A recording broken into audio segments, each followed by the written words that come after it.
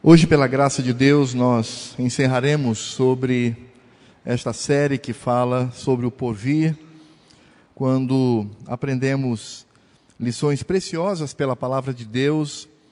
Aprendemos que nós não vamos morar no céu, nós vamos morar no céu e numa nova terra. Aprendemos que o momento que vivenciamos aqui, quando cultuamos ao Senhor, é um momento que aponta para esse dia, o dia do descanso do Senhor, o descanso eterno, como diz o autor de Hebreus. E temos então com isto enchido nosso coração de esperança no que diz respeito a vivenciarmos este dia. Aprendemos também que algumas pessoas negam este dia, quer por palavras, quer por atitudes, mas aprendemos que devemos permanecer firmes no Senhor quanto à vinda de Cristo. E eu gostaria de hoje encerrar trazendo o texto que está em 2 Tessalonicenses capítulo 2, do verso 1 ao verso 12. Esse texto é um texto em que o apóstolo Paulo, ele responde a algumas distorções que aqueles irmãos começaram a desenvolver por conta da sua primeira carta, como nós aprendemos aqui. E possivelmente nós poderíamos lembrar aquilo que está em 1 Tessalonicenses capítulo 5, nos versos 1 e 2, quando o apóstolo Paulo ele fala sobre a vinda do Senhor, e nós já aprendemos isto em 1 Tessalonicenses 5, 1 e 2 diz: irmãos, relativamente aos tempos e às épocas, não há necessidade de que eu vos escreva, pois vós mesmos estáis inteirados com precisão de que o dia do Senhor vem como o ladrão da noite. Dá-nos a impressão de que aqueles irmãos, quando ouviram o desenvolvimento de Paulo quanto à doutrina do porvir, da segunda vinda de Cristo, eles começaram a viver desordenadamente. E a impressão que nós temos, à luz do que Paulo escreve em 2 Tessalonicenses capítulo 2, é que alguns irmãos eles estavam dando ouvidos a outros ensinamentos que eram estranhos ao ensinamento do apóstolo Paulo.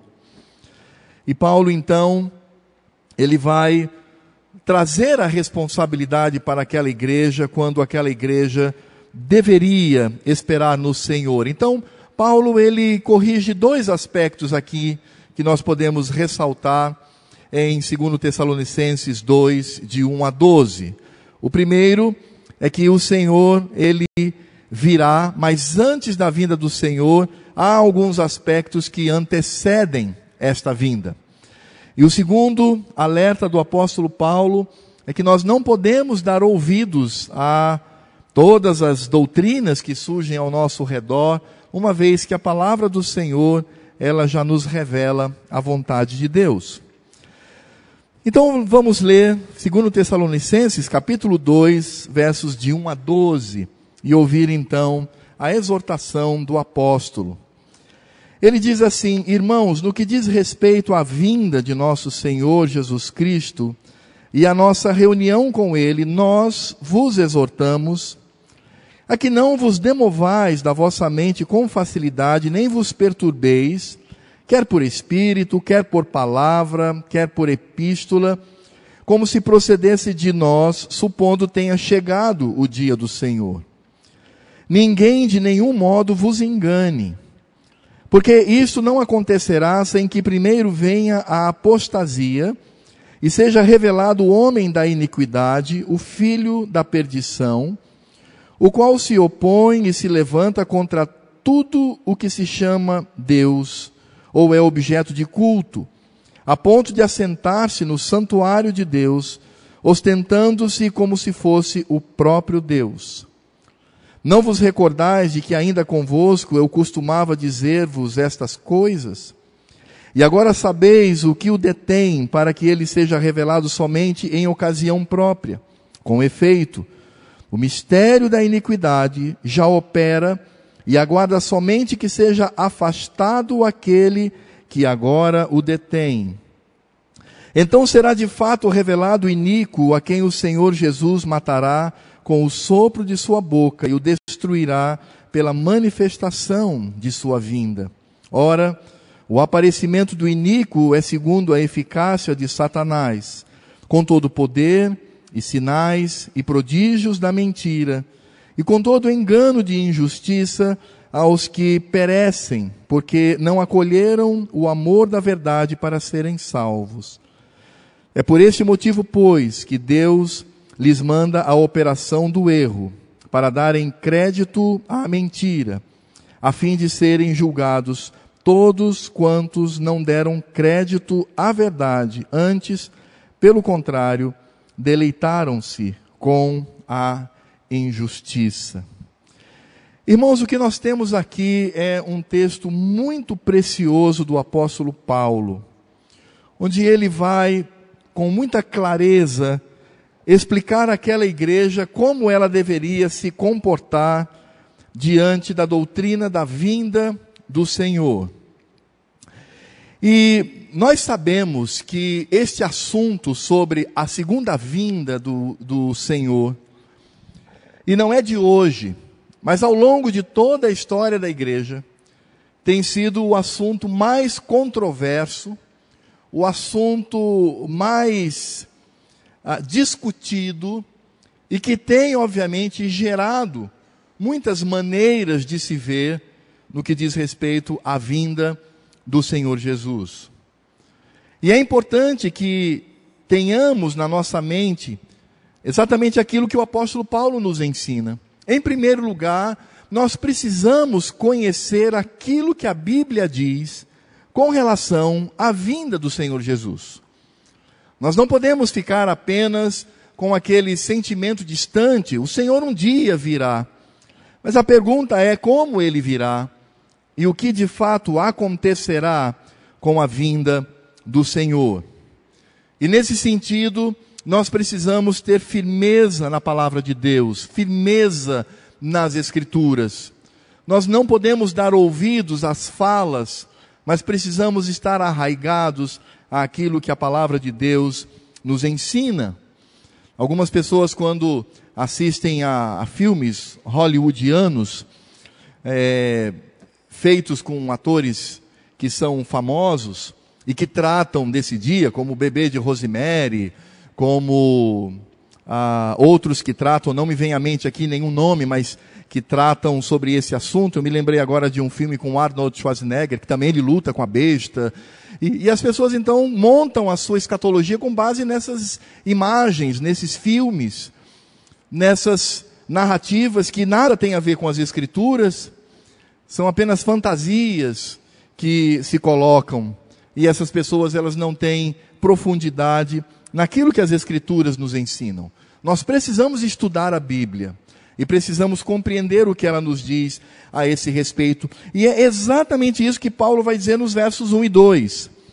Ele diz: irmão, no que diz respeito à vinda de nosso Senhor Jesus Cristo e a nossa reunião com Ele, e obviamente Paulo está se referindo aqui ao arrebatamento, porque em Tessalonicenses, em 1 Tessalonicenses, ele vai falar exatamente isso no capítulo 5, o fato de que a igreja, juntamente com vivos e mortos, os mortos ressuscitarão primeiro, os vivos serão transformados e se encontrarão com Cristo nos ares, e aí reinarão com Cristo para toda a eternidade. Então ele diz com respeito a isto, ele diz: nós vos exortamos. E qual é o conteúdo da exortação de Paulo? E veja que aqui é, de fato, uma palavra solene. Paulo está dizendo: é necessário que vocês ouçam a exortação, para que vocês tenham a atitude que agrada ao Senhor. E a exortação de Paulo está no verso 2. Aqui: não vos demovais. A palavra traduzida aqui por demover, ela tem um significado muito mais profundo do que o que está aqui traduzido em português. A palavra aqui significa ser agitado pelo vento, por exemplo. A palavra aqui significa você ser abalado nas suas estruturas. A palavra aqui significa você ter um sentimento confuso no coração por causa de dúvidas que são colocadas na mente. O que Paulo está dizendo é: meus irmãos, não permitam que o seu coração e a sua mente se encham de dúvidas, que vocês sejam abalados naquilo que têm aprendido nas Escrituras, que vocês se sintam desamparados quanto ao ensino do Senhor, por meio daqueles que querem, de alguma maneira, deturpar aquilo que foi dito. E é exatamente isso que Paulo nos diz. E ele fala que nada pode nos enganar. E aí ele dá uma relação de atitudes que nos parecem santas, mas que na verdade vêm para nos confundir. Ele diz, repetindo o verso 2, a que não vos demovais da vossa mente com facilidade, nem vos perturbeis. Aí ele vai dizer, quer por espírito. Ou seja, quando eu mesmo começo a criar doutrinas que não são bíblicas, elas são baseadas muitas vezes na minha experiência pessoal. Então eu tomo estas experiências pessoais, que eu julgo ter, ou que aconteceram com o Senhor Deus. E a partir disso, então, eu começo a criar um conjunto de doutrinas baseado nisto. Eu sempre tenho dito que, mesmo aqueles que criticam a teologia e a doutrina, eles vivem uma teologia e uma doutrina. Ninguém pode estar na igreja do Senhor Jesus sem ter um conjunto de doutrinas e teologias. Então, quando ela critica, ela está, obviamente, ensinando ou tentando demonstrar a teologia da antiteologia. Então, sempre nós teremos no coração uma maneira de crer. E o que Paulo está dizendo é que nós não podemos, de forma nenhuma, permitir que elementos que não são retirados diretamente das Escrituras, mas são retirados da nossa experiência com o Senhor.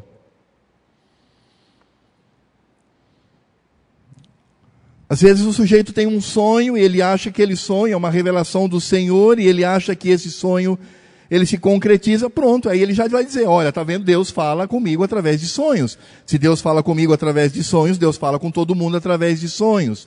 Ele não fala só pelas Escrituras, ele também fala através de sonhos. Entenderam?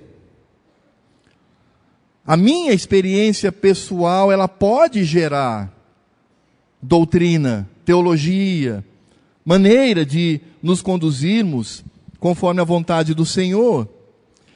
O apóstolo Paulo também fala, quer por palavra, então é pregação. Ele diz assim, você não pode permitir que a sua fé e o seu coração sejam perturbados por qualquer pregação. Ele diz, nós não podemos agir dessa forma, nós temos que ter consciência daquilo que a palavra de Deus nos diz. Tudo que é dito pelo pregador precisa passar pelo crivo da palavra de Deus. Não podemos ser como meninos, e a palavra do Senhor diz que os meninos, eles são agitados, as crianças são agitadas de um lado para o outro, por todo o vento de doutrina. Então ele ouve um pregador no YouTube, pronto, ele já montou ali toda a sua doutrina. Aí depois ele ouve um outro pregador lá na televisão, pronto, ele já agregou aquilo à sua doutrina. Aí ele ouve, vai, começa a visitar as igrejas por aí, deveria estar na sua igreja, obviamente, para ali, junto com os irmãos, cultuar. Não, fica de igreja em igreja, visitando, e ali absorvendo aquelas coisas, e gerando no seu coração o que o apóstolo Paulo fala, perturbação. E ele fica então demovendo da sua mente aquilo que havia aprendido. Paulo diz, nenhuma pregação, nenhuma palavra dita pode fazer isso. E Paulo ainda traz algo muito mais pesado, ele diz, quer por epístola, como se procedesse de nós, supondo tenha chegado o dia do Senhor. Paulo diz, nós não podemos perturbar a nossa mente, nem construindo uma doutrina a partir da minha própria experiência, nem construindo uma doutrina ouvindo tudo quanto é pregação por aí, tentando de alguma maneira estabelecer um caminho que Deus tem instituído para nós. Nós não podemos sequer acreditar naquilo que é dito em nome dos apóstolos. Paulo diz, Precisamos estar bem conscientes disto. O próprio apóstolo Paulo, em Gálatas, capítulo 1, verso 8, ele diz: mas ainda que nós, ou mesmo um anjo vindo do céu, veja, Paulo está dizendo, ainda que eu, Paulo apóstolo, que vocês respeitam tanto, e eu poderia com muito mais tranquilidade dizer, mesmo que o pastor Alfredo pregue algo que não está nas Escrituras, é isso que Paulo está dizendo, ou mesmo um anjo vindo do céu. Se um anjo vem do céu, você acredita em tudo que ele diz? Você está deitado na sua cama, parece aquele ser reluzente, ele diz, eu sou um anjo do Senhor. Oh, Senhor, pronto. Fala que o teu servo ouve. Você vai ouvir tudo e não vai fazer uma checagem nas Escrituras. Quem age assim é crente criança, é menino.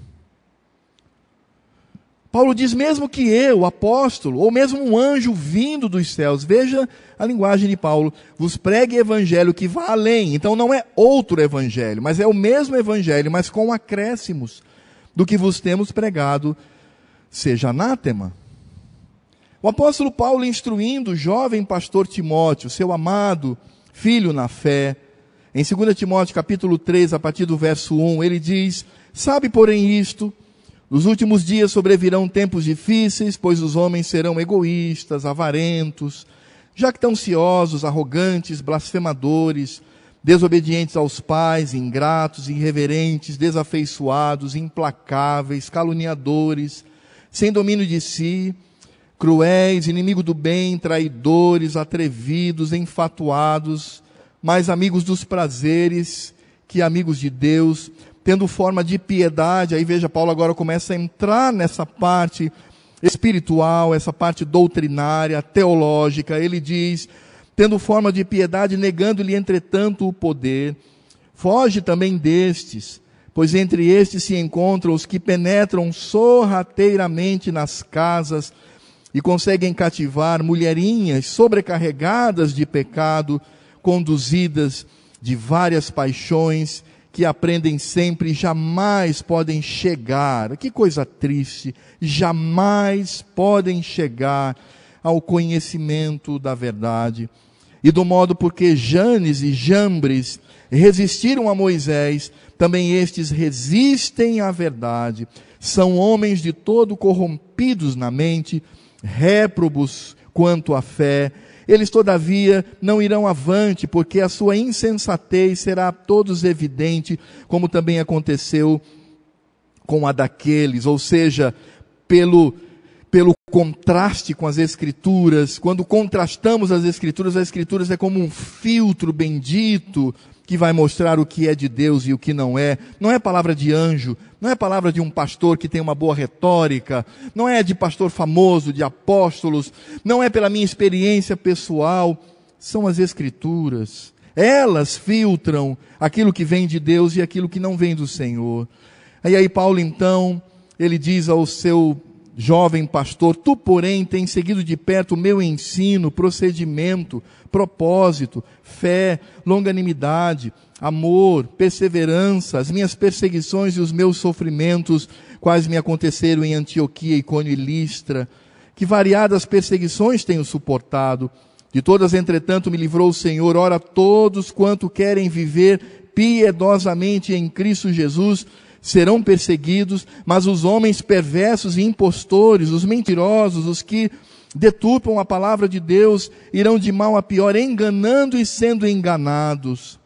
O que também é triste é que muitas dessas pessoas que deturpam a palavra de Deus, elas acreditam naquilo com todo o seu coração. Que coisa triste. O apóstolo Paulo diz, tu, porém, permanece naquilo que aprendeste, de que foste inteirado, sabendo de quem o aprendeste, e que desde a infância sabes as sagradas letras, que podem tornar-se sábio para a salvação pela fé em Cristo Jesus. Toda a Escritura é inspirada por Deus e útil para o ensino, para a repreensão, para a correção, para a educação na justiça, a fim de que o homem de Deus seja perfeito, perfeitamente habilitado para toda boa obra. A perfeição da nossa vida debaixo da graça de Cristo, porque somos pecadores e carecemos da graça do Senhor, porque ainda pecamos.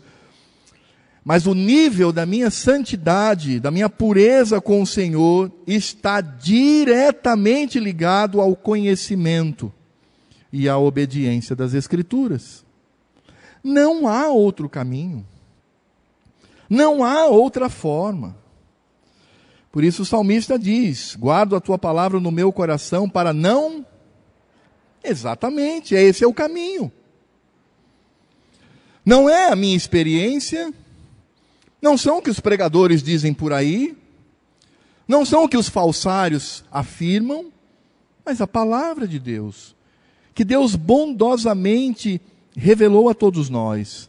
O Senhor Deus, Ele foi muito bondoso para com o seu povo. Ele revelou toda a sua vontade. E é exatamente isto. É semelhante a um produto que você compra. Você compra um produto, e aí você descobre que ele está quebrado, aí você vai lá na assistência técnica. Aí a assistência técnica diz o seguinte: olha, meu amigo, esse produto quebrou porque houve uma atuação indevida. Você apertou um botão que não deveria ter apertado.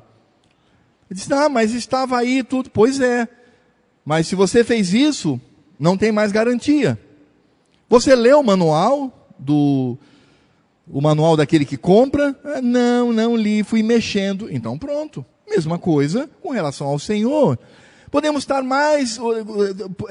ter todas as intenções melhores, queremos até agradar ao Senhor, mas se não for pelas Escrituras, não há como.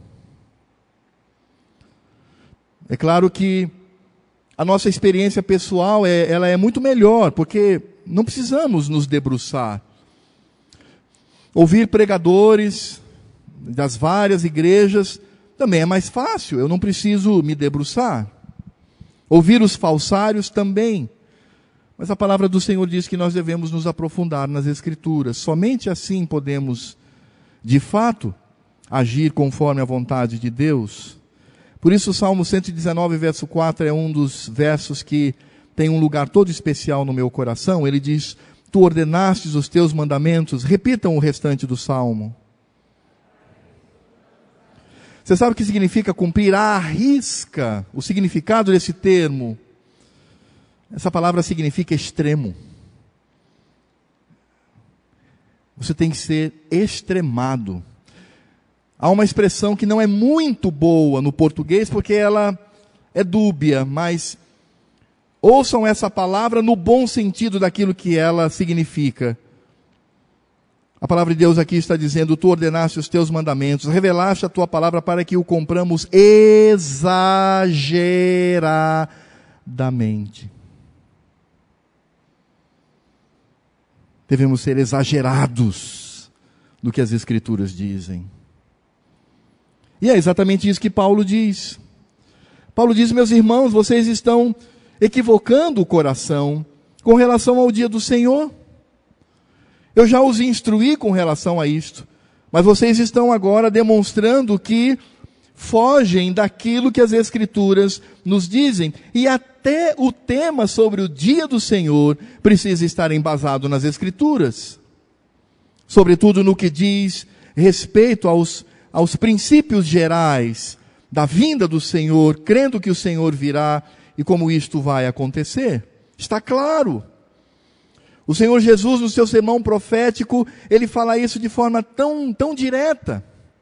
O apóstolo Paulo, em 1 Tessalonicenses e agora em 2 Tessalonicenses, nos ensina isso de forma tão direta. Se você quiser saber de fato como vai acontecer, leia Mateus 24, 25 e 26. É um sermão de Cristo. Cristo falando sobre a sua segunda vinda.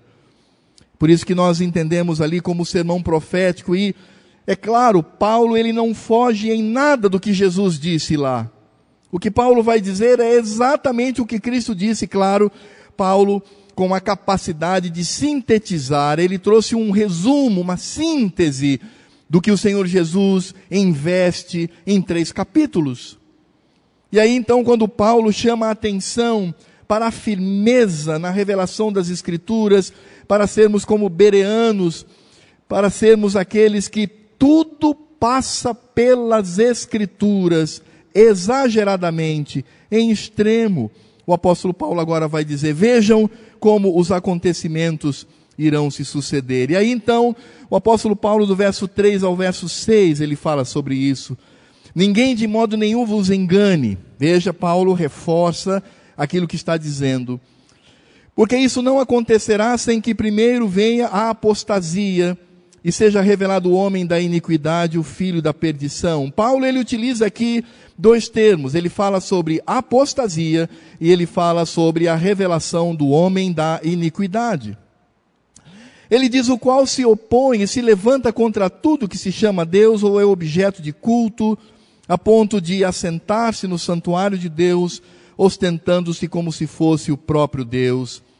Ele diz: não vos recordais de que ainda convosco eu costumava dizer-vos estas coisas, e agora sabeis o que o detém, para que ele seja revelado somente em ocasião própria. Paulo está dizendo o seguinte: Cristo virá, e de fato a vinda do Senhor é como o ladrão da noite. Nós não sabemos o dia e a hora, mas o apóstolo Paulo diz que o Senhor Jesus, pela graça de Deus, trouxe para nós indícios desta vinda. Paulo não menciona aqui, mas Cristo fala dos sinais da vinda do Senhor: os terremotos, guerras, doenças, vários eventos ruins na terra ao longo da história do homem. O que Jesus diz é: esses eventos apontam para a minha vinda. Quando você ouve sobre um terremoto, um maremoto, doenças estranhas que parecem nos incuráveis, e tudo isso está dizendo: Cristo virá. Mas o apóstolo Paulo fala aqui de eventos mais específicos. Ele fala de apostasia e ele fala então da vinda do iníquo. Ou seja, o apóstolo Paulo está dizendo que haverá uma tribulação sem precedentes, é o que Cristo fala, uma perseguição. E contra quem haverá essa perseguição? Ora, essa perseguição, ela só pode ser contra a igreja, porque é exatamente o que Paulo diz assim, é o que Paulo diz. Ele diz: ninguém de nenhum modo vos engane, porque isso não acontecerá sem que primeiro venha a apostasia e seja revelado o homem da iniquidade, o filho da perdição. Aí o que ele vai fazer? O qual se opõe e se levanta contra tudo que se chama Deus ou é objeto de culto. O que são esses elementos? São elementos da igreja do Senhor. Ele diz: a ponto de assentar-se no santuário de Deus. O que é o santuário de Deus hoje? Se olhássemos para o Velho Testamento, seria o templo em Jerusalém. Mas quando olhamos para o Novo Testamento, o santuário de Deus é a própria igreja. E ele diz: ostentando-se como se fosse o próprio Deus. E aí lembramos aquilo que João fala em Apocalipse, capítulo 13. No capítulo 13, ele fala de duas atuações que viriam contra a igreja do Senhor. O primeiro elemento é o que João chama de a besta do mar, ou a besta que sai do mar para perseguir a igreja.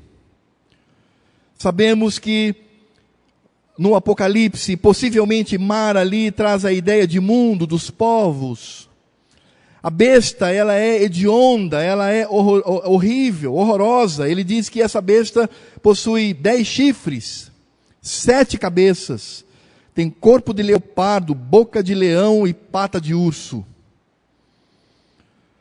Ele diz que essa besta virá dos povos para perseguir a igreja. E a linguagem ali do Apocalipse, nessa metáfora, é de perseguição. Mas Apocalipse ainda no capítulo 13 fala também da apostasia, como Paulo e o Senhor Jesus falam, que viriam antes da vinda do Senhor. E a apostasia, lá em Apocalipse capítulo 13, é a besta que emerge da terra. Essa besta, ela é mais bonitinha. Ela tem só 2 chifres e ela se parece com um cordeiro. Ela tem a aparência de cordeiro. Ela aparece como se fosse o Cristo, ou representando o Cristo. Mas João diz que a voz desse cordeirinho é de dragão, é satânica, é diabólica. Portanto, o que nós poderíamos, de alguma forma, compreender é que a igreja do Senhor nessa terra, ela é perseguida de duas maneiras. Ela é perseguida diretamente, se você quer descobrir como a igreja ela é perseguida de forma direta. Pegue um avião, vá até a Síria, depois vá no lombo de um dromedário, chegue no meio do Estado Islâmico, abra a Bíblia e diga que Alá é mentiroso e que Cristo é verdadeiro. Aí você vai descobrir o que é a perseguição do mundo contra a igreja. É simples. Por isso, nossos irmãos, eles estão vivenciando isto hoje. Agora, se você quiser ouvir sobre a apostasia, você não precisa ir para o Estado Islâmico. Abra o seu YouTube e ouça aquele pastor tão atraente, com uma mensagem tão inteligente. Ouça-o. E é claro que o apóstolo Paulo, ele diz que estes elementos um dia virão. E Paulo, de alguma maneira, diz que hoje, estes elementos que são representados pela iniquidade, pelo homem da iniquidade ou por um sistema iníquo, diz que de alguma maneira ele está sendo refreado. Ele diz no verso 6, e agora sabeis que o que o detém, essa palavra significa literalmente o que o prende, o que o coloca em grilhões, para que seja revelado somente em ocasião própria. E aí então no verso 7 ele diz, com efeito, o mistério da iniquidade já opera e aguarda somente que seja afastado aquele que agora o detém. A linguagem de Paulo é, a iniquidade já existe no mundo. Ela já representa o dragão, ela já representa o diabo a partir da perseguição contra a igreja e ao mesmo tempo pela apostasia, pela voz daqueles que se parecem cordeiro, mas o seu falar é fala de dragão. Mas Paulo também diz que haverá um momento em que isso vai explodir de uma forma intensa, nunca antes vivido no mundo. E que isso ainda não aconteceu, porque de alguma maneira ele está sendo detido em correntes. Talvez poderíamos fazer uma conexão direta com aquilo que está em Apocalipse capítulo 20, quando diz que Satanás seria preso por 1000 anos e depois solto. E vejam que nesse sentido nós encontramos claramente dois elementos. E eu quero que você me entenda, segundo aquilo que Paulo está ensinando. Existe a apostasia e existe a perseguição. Paulo diz, esses dois elementos um dia explodirão contra Deus, contra o culto. Ele vai tentar se assentar no centro da igreja para dominá-la. Mas Paulo diz assim, isso ainda não aconteceu, embora tenhamos a manifestação deste dragão, do diabo, sobre a igreja de Cristo. Por isso, irmãos, quando nós olhamos para a atuação daquilo que Paulo chama de mistério da iniquidade, eu repito, ele está falando de apostasia e de violência. A apostasia, ela se dá pela perseguição, e a apostasia se dá pela deturpação das Escrituras. Paulo diz que este iníquo, ele há de se manifestar, ele está preso de alguma maneira, não sabemos exatamente como. Talvez os leitores lá de Tessalônica compreenderam exatamente o que Paulo diz. Nós não compreendemos, então não podemos conjecturar. Mas o que Paulo diz, isso nós podemos afirmar, que esse dragão que vai se manifestar pela iniquidade, ele está preso, ele está agrilhoado de alguma maneira, e de que um dia ele há de se soltar. E ele vai se soltar para ser destruído pelo sopro da boca de Cristo. É exatamente isso que o apóstolo Paulo diz a partir do verso 7. Ele diz que, com efeito, o mistério da iniquidade já opera, é o já, ele está aqui. A igreja é perseguida e existem pregadores e líderes que querem deturpar a igreja do Senhor, afastando desse compromisso com as Escrituras. E ele diz, e aguarda somente que seja manifestado aquele que agora o detém. E aí então ele diz, então será de fato revelado o iníquo a quem o Senhor Jesus matará com o sopro de sua boca e o destruirá pela manifestação de sua vinda. O que Paulo diz é que essa iniquidade ela vai ter um crescimento vertiginoso na tentativa de destruir a igreja, quer pela violência ou pela pregação deturpada das Escrituras. Mas quando isso acontecer, Jesus virá e vai matar este iníquo com o sopro da sua boca. A vinda do Senhor é para destruir o dragão e colocá-lo no lago de fogo e enxofre. Mas, irmãos, há um elemento aqui que eu quero destacar naquilo que Paulo diz. O apóstolo Paulo, ele fala aqui que esse mistério da iniquidade já opera, embora ele se manifestará de forma muito mais violenta no futuro. É claro que não há nenhuma dúvida quanto ao fato de que a igreja de Cristo ela é perseguida violentamente em vários lugares do mundo. Temos orado por isto, inclusive. Mas o apóstolo Paulo ele ressalta aqui também sobre a apostasia.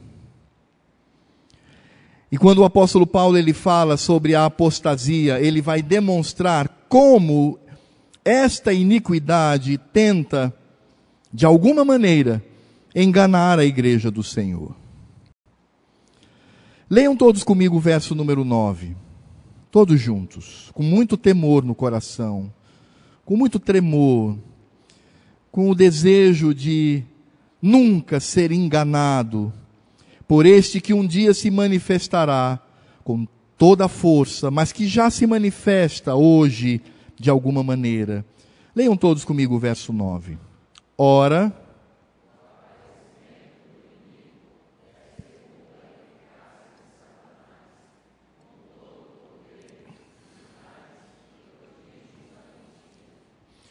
no ano de 1986, eu estava no seminário e veio um missionário holandês pregar para nós. E aquele homem pregou nesse texto. E a pregação daquele homem tomou o meu coração de tal forma que até hoje eu estou firme naquilo que ouvi, crendo que aquele irmão, ele falou aquilo que as Escrituras nos ensinam, gerando temor no meu coração. O apóstolo Paulo diz que este iníquo que vai aparecer, mas que já se manifesta de alguma maneira, ele vai agir da seguinte forma: ele vai agir segundo a eficácia de Satanás. E aí o apóstolo Paulo usa 3 palavras: poder, sinais e prodígios. O que são esses 3 elementos?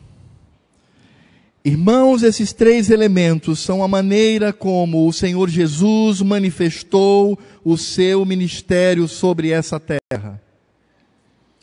Em Atos capítulo 2, verso 22, diz: varões israelitas, atendei a estas palavras, Jesus, o Nazareno, varão aprovado por Deus, diante de vós, com milagres, prodígios e sinais. As 3 palavras utilizadas por Paulo lá em 2 Tessalonicenses, os quais o próprio Deus realizou por intermédio dele entre vós, como vós mesmos sabeis. O que de fato Pedro está dizendo é: Jesus era o Cristo, porque ele demonstrou ser o Filho de Deus, por causa dos milagres, prodígios e sinais.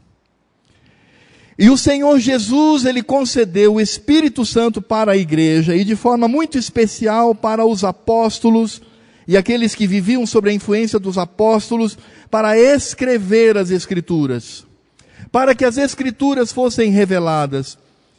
E qual é o elemento que Deus utilizou para credenciar esses apóstolos a escreverem a revelação do Senhor? Em 2 Coríntios capítulo 12, verso 2, quando o apóstolo Paulo reivindica o seu apostolado, ele diz: pois as credenciais do apostolado foram apresentadas no meio de vós, com toda persistência, por sinais, prodígios e poderes miraculosos. As 3 palavras utilizadas lá em 2 Tessalonicenses. O autor de Hebreus, ele enfatiza isto, quando ele diz no capítulo 2, versos 3 e 4, como escaparemos nós se negligenciarmos tão grande salvação, a qual, tendo sido anunciada inicialmente pelo Senhor, foi-nos depois confirmada pelos que a ouviram, dando Deus testemunho juntamente com eles. E aqui o autor de Hebreus está falando dos apóstolos que traziam a revelação do Senhor. Eles tinham a revelação do Senhor e o que eles falavam era a palavra de Deus. A autoridade dos apóstolos era a mesma autoridade dos profetas do Velho Testamento que receberam a revelação do Senhor. Como esse ministério de revelação da palavra de Deus, das Escrituras que já se encerraram, estão aqui conosco, foram apresentadas, o autor de Hebreus diz, por sinais, prodígios e vários milagres, e por distribuições do Espírito Santo segundo a sua vontade. Irmãos, é impressionante porque esses 3 elementos, milagres, prodígios e sinais, foram os elementos utilizados por Deus no passado para que os profetas do Velho Testamento e os apóstolos do Novo Testamento tivessem de fato a revelação do Senhor. Deus está dizendo: eu estou revelando a minha palavra a eles.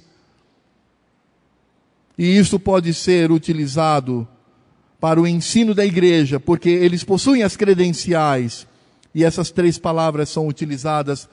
Mas, meus irmãos, para nós, deve servir de alerta, porque o iníquo utilizará esses 3 elementos. E não somente naquele dia em que ele se levantar, mas também no momento em que nós vivemos, porque ele já se manifesta e um dia se manifestará com toda a sua força. E aí nós precisamos entender o que Jesus fala em Mateus 24 e 24. Vamos ler juntos? Todos comigo? Porque surgirão falsos ungidos e falsos profetas, operando grandes sinais e prodígios para enganar, se possível, os próprios eleitos. Por que Jesus disse isto? O que Jesus quer nos ensinar aqui?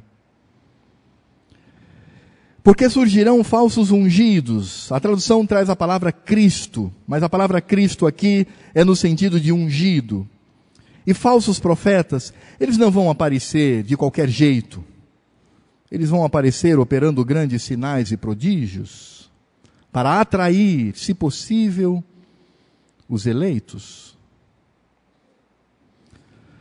Por isso, em Apocalipse 13, versos 13 e 14, quando ele fala da besta que emerge da terra, aquele cordeirinho bonitinho, pastorzão, inteligente, mas a voz é do diabo, ele diz: também opera grandes sinais, de maneira que até fogo do céu faz descer a terra diante dos homens, seduz os que habitam a terra por causa dos sinais que lhe foi dado executar diante da besta, dizendo aos que habitam sobre a terra que façam uma imagem à besta, aquela que ferida a espada sobreviveu. É exatamente isso que Paulo está dizendo.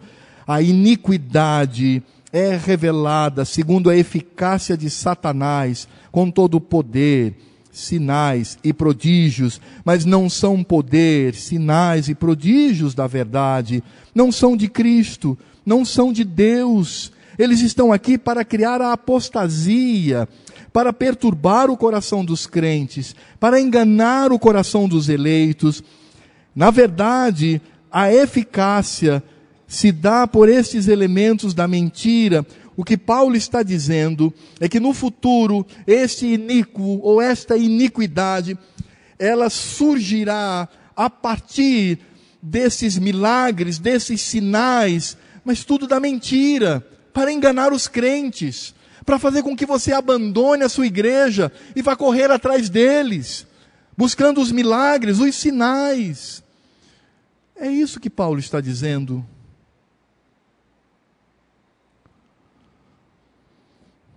E não há como contestar as Escrituras. O próprio Senhor Jesus falou dos falsos ungidos e falsos profetas, operando sinais. Lá em Mateus capítulo 7, o Senhor Jesus diz: muitos naquele dia dirão: Jesus, em teu nome não expelimos demônios, não curamos, não realizamos sinais. Qual é a resposta de Jesus para estes? Nunca vos conheci. Meu irmão, esteja alerta com relação a isto. Tudo isso está ligado à vinda do Senhor Jesus.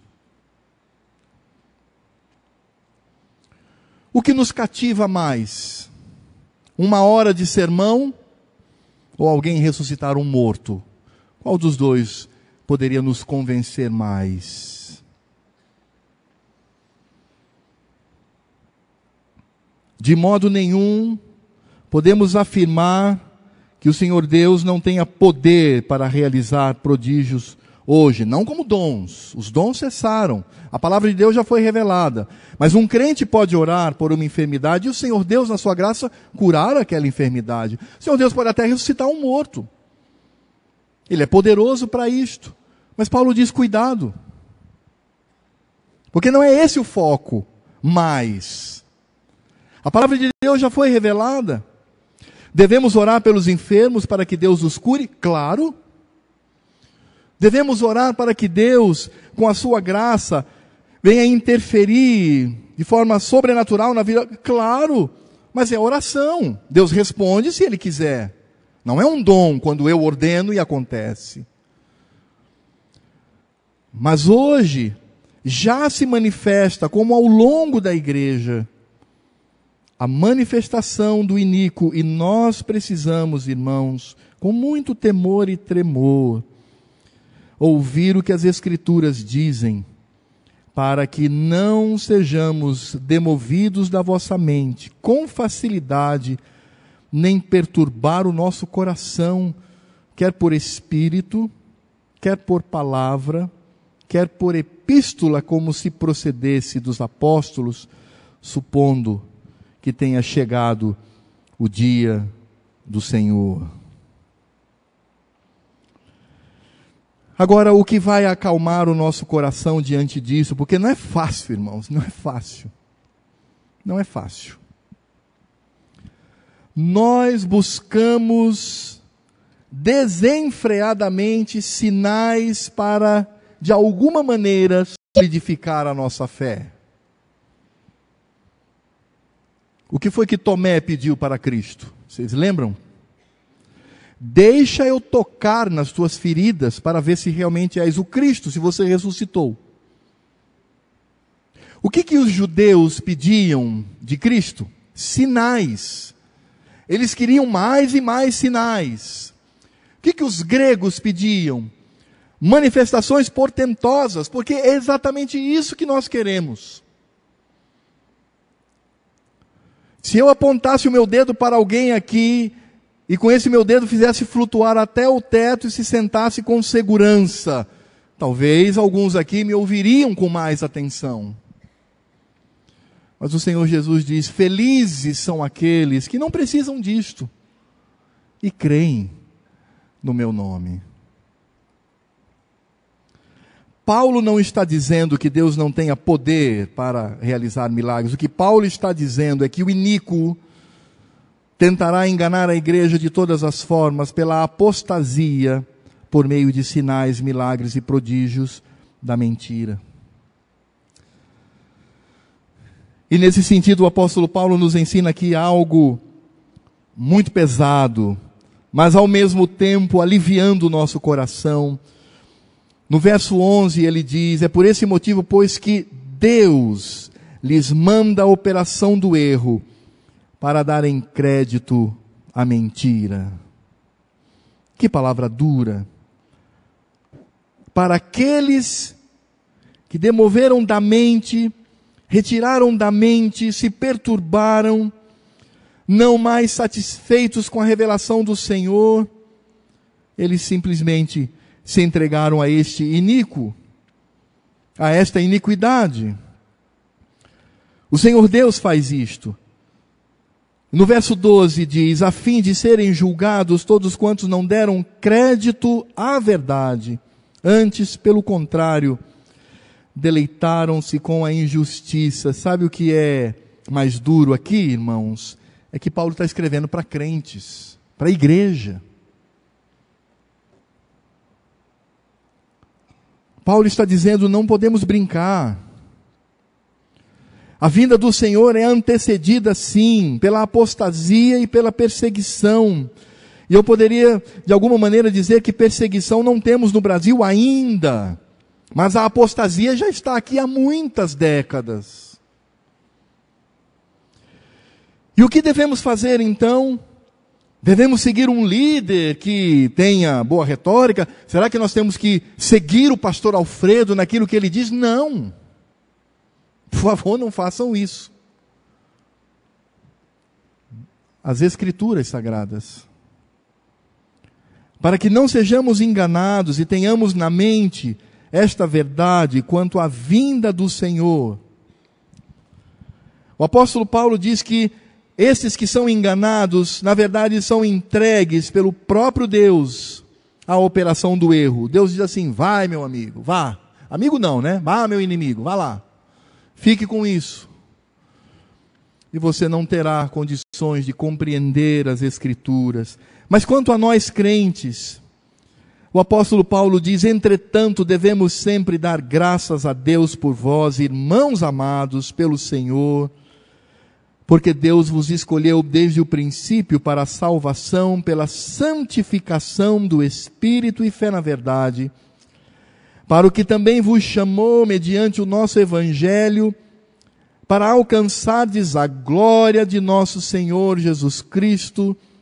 Assim, pois, irmãos, permaneceis firmes e guardais as tradições, ou seja, a doutrina do Evangelho que vos foram ensinadas, seja por palavra, seja por epístola nossa.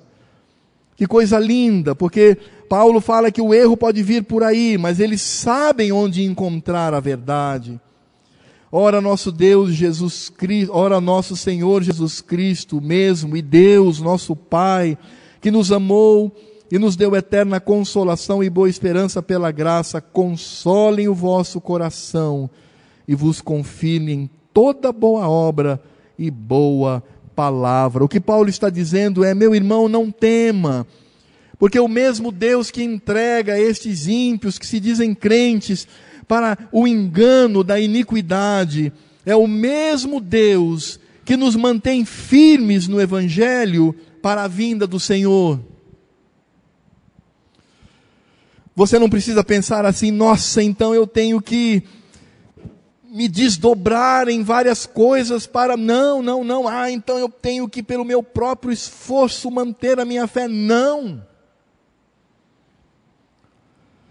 Devemos apenas buscar a vontade de Deus na sua palavra e crer que Cristo um dia virá e que os eleitos de Deus serão preservados até aquele dia. Você será preservado pelo Senhor.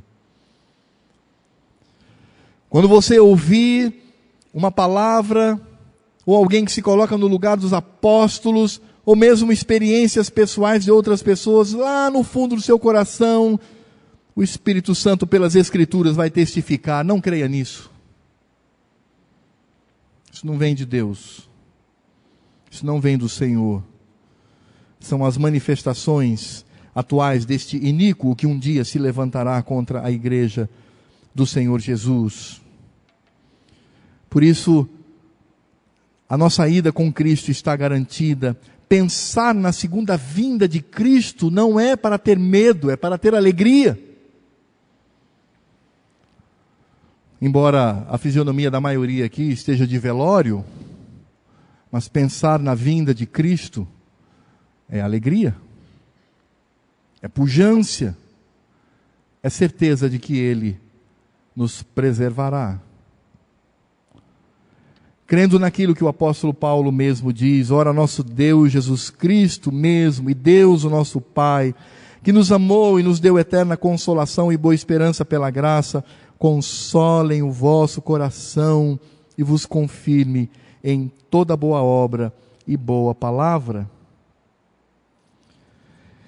E aí poderíamos pensar, como nós podemos aplicar este ensino de Paulo à nossa vida? Muito simples, de 3 maneiras. Primeiro, no que diz respeito à vinda do Senhor, no que diz respeito à segunda vinda de Cristo, e no que diz respeito a tudo para o crente, precisamos entender a supremacia das Escrituras, a supremacia das Escrituras para tratar sobre a vinda de Cristo, a supremacia das Escrituras para todo e qualquer assunto do reino de Deus.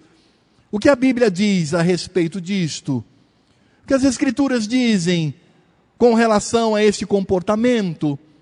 O que a palavra de Deus afirma sobre esta pregação, sobre esta experiência pessoal? Não, mas aconteceu. Não interessa. É o que a Bíblia diz, o que as Escrituras falam. A palavra de Deus também nos afirma que a vinda de Cristo é antecedida pela manifestação do iníquo, que surgirá com toda a força, mas ele, a conta-gotas, já manifesta a sua iniquidade. Paulo diz, irmãos, estejam vigilantes com relação a isto. Vigiem o tempo todo, firmes, como o próprio apóstolo Paulo nos ensina, por palavra pregada e por epístola dos apóstolos. Estejam firmes no conhecimento das Escrituras, vigilantes, não se deixem enganar por Janes e Jambres que resistiram a Moisés. Sabe quem são esses dois? Aqueles que fizeram os mesmos milagres que Moisés fez diante do faraó. Mesma coisa. Vigilância absoluta contra isto, maturidade. E o terceiro princípio que nós encontramos aqui, naquilo que o apóstolo Paulo nos ensina, é a nossa segurança como crentes nas mãos do Senhor. Diante de tudo isto, do surgimento da perseguição, surgimento da apostasia, eu olho para tudo isso e digo, Senhor, como ficarei? A resposta é muito clara. Por você mesmo, nada, porque você é fraco, mas pela mão poderosa e bendita do Senhor, você há de ser preservado, porque você é um eleito de Deus. Você é eleito do Senhor. Ele te elegeu para isto, para que você usufruísse dessa bênção. Algumas pessoas chegam para mim e falam assim, pastor, mas e se eu passar por uma grande perseguição, será que eu vou suportar? A minha resposta para ele é muito simples, eu digo, de você mesmo não. Qualquer perseguição que vier a você, você vai desenvolver temor de homens. Até aquela perseguiçãozinha branda lá no seu trabalho, onde você vive essa dualidade em agir como um crente ou agir como um ímpio, de nós mesmos não, mas Deus há de preservá-lo. Aqueles irmãos que suportam a perseguição sendo mortos violentamente, quem os sustenta é o Senhor. Eles não são mais crentes do que nós. É o Senhor que os mantém firmes pela sua graça e pela sua misericórdia. Não temos que temer nenhuma perseguição, não temos que temer nenhuma apostasia, porque para a perseguição Deus irá nos sustentar, na apostasia o Senhor Deus irá nos sustentar, tudo isso pela revelação da sua palavra, sabendo que eu estarei eternamente com Cristo, vivendo esta comunhão bendita. Ora, nosso Senhor Jesus Cristo mesmo e Deus, o nosso Pai, que nos amou e nos deu eterna consolação e boa esperança pela graça, consolem o vosso coração e vos confirme em toda boa obra e boa palavra. Senhor Deus e Pai, nós te louvamos pelas Escrituras sagradas. Ó Senhor, como a tua palavra deve ser amada por nós, como a tua palavra deve ser conhecida por nós. Num curto espaço de tempo, os nossos irmãos lá de Tessalônica do passado, em poucos anos, já começaram a deturpar a tua palavra com relação à vinda de Cristo, dizendo que o momento era aquele, que Cristo viria por aqueles dias. Mas o apóstolo Paulo, ele traz aqui as lições tão preciosas para o nosso coração e a nossa mente. Mas, ó Senhor, tem misericórdia de nós mesmos, ajuda-nos nessa jornada, ajuda-nos, Senhor. Desenvolve em nós não só gratidão pela tua palavra revelada, mas pelo privilégio que temos de lê-la em nossa própria língua e compreender. A tua mão conduziu os servos no passado para traduzirem as Escrituras para a nossa língua. Temos aqui, ó Deus, tantas versões das Escrituras. Por isso, ó Pai, te louvamos, porque ela está diante de nós. Temos apenas que abri-la e lê-la com amor. E não apenas ler, mas estudá-la, para conhecer a Ti, Senhor. Ó Pai, ajuda-nos neste sentido, para que saibamos sobre os mistérios da Tua vinda, da Tua segunda vinda, para que saibamos o mistério da iniquidade, para que saibamos a confirmação de que lá estaremos, porque somos eleitos do Senhor. A segunda vinda de Cristo não é para gerar em nós insegurança, mas alegria. Todo crente deve dizer: Maranata, vem Jesus, leva-nos para si, para vivermos por toda a eternidade contigo. Por isso, Senhor, faz-nos crentes maduros, adultos, que não sejamos, segundo o lamento do apóstolo Paulo e do autor de Hebreus, crentes bebês, vivendo sempre a consumir o leite, mas que sejamos crentes adultos, ó Deus, conhecendo a Tua palavra em profundidade, segundo tudo aquilo que ela nos diz, e termos segurança em afirmar: tudo que faço, eu passo pelo crivo das Escrituras. E ao mesmo tempo, Pai, saber que dentre todos os assuntos que o Senhor desejou revelar, um deles diz respeito à vinda de Cristo. Por isso estamos aqui, Pai, trabalhando, estamos aqui evangelizando, estamos aqui, ó Deus, contribuindo para com o Teu reino, porque o Senhor um dia virá para nos levar. E não é a manifestação do iníquo, seja atual, seja aquela manifestação pesada que acontecerá no futuro, nada vai nos retirar de Tuas mãos, nada terá poder para nos tirar das mãos de Cristo. Mas estaremos firmes com o Senhor, sabendo que passaremos toda a eternidade contigo. E que a graça do Senhor Jesus, o amor de Deus Pai, a comunhão, a consolação, a capacitação, o consolo do Espírito Santo, que se dá por meio da Tua palavra, estejam sobre a nossa vida, sobre a vida da Tua igreja, espalhada por essa terra, Senhor. E diante de tudo aquilo que aprendemos sobre a segunda vinda de Cristo, que isso esteja firme no nosso coração, e que seja alicerce, fulcro, raiz da nossa estada nesse mundo, para a Tua honra e glória, não somente para nós, mas por toda a igreja de Cristo espalhada nessa terra, que hoje se reuniu ou se reúne para glorificar